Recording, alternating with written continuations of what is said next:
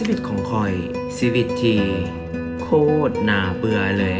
ทุกมื้อตื่นนอนมาเวียกเลิกเวียกแล้วก็กลับไปนอนซึ่งเป็นเอียงที่ซ้ำซากทุกๆวัน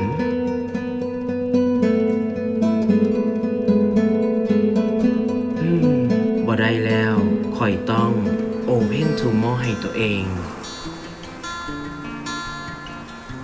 ข่อยเชื่อว่าคนเฮาต้องมีหลายสิ่งหลายอย่างที่ตัวเองยังบ่เคยเฮ็ดมาก่อนและข่อยก็จะลองเปิดประสบการณ์ให้ตัวเองเฮ็ดในสิ่งที่ข่อยบ่เคยเฮ็ดเพื่อไปสัมผัสกับมิตรภาพของคนที่เฮาบ่รู้จัก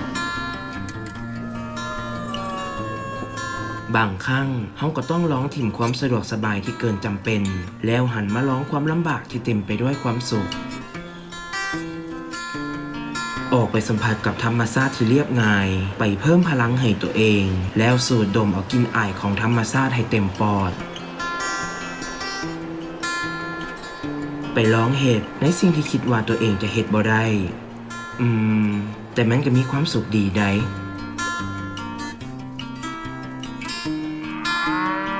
ไปท้าทายตัวเองให้กล้าเฮ็ดกล้าลองและกล้าผจญภัย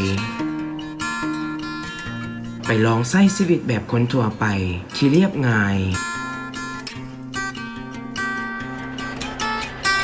ไปเปิดมิติใหม่ให้ตัวเองในการเรียนรู้และกล้าที่จะปลดปล่อยตัวเองให้มีความกล้าที่จะก้าวออกจากจุดเก่าๆและลองเฮ็ดในสิ่งที่ตัวเองบ่เคยลอง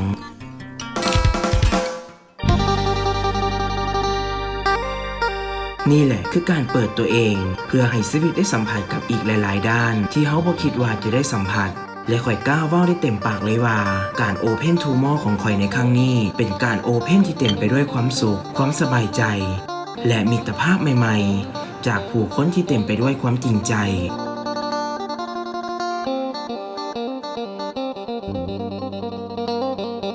ลองโอเพนทูมอให้ตัวเองเพื่อให้ชีวิตได้ลองสิ่งใหม่ๆ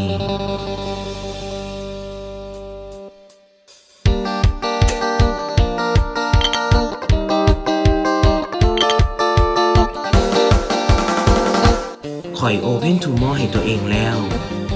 เจ้าเด๋โอเพนทูมอให้ตัวเองแล้วหรือยัง